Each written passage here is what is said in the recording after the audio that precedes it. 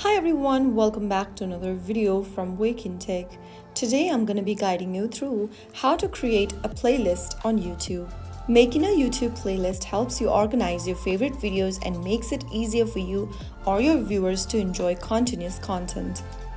First of all, open up the YouTube application on your smartphone, or you can also go ahead and sign into youtube.com.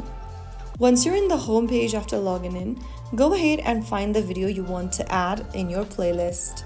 After you start playing the content, go ahead and tap on the Save button on the middle of the screen. Now, in the pop-up, click on New Playlist.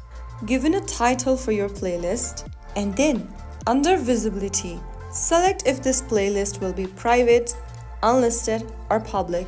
Now click on Create at the bottom right.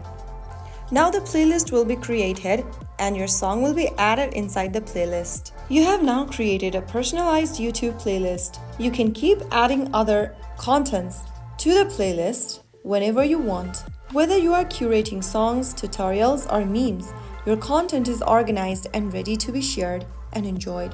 If you found the video helpful, don't forget to like, share, and subscribe to the channel. I will be back again in the next episode.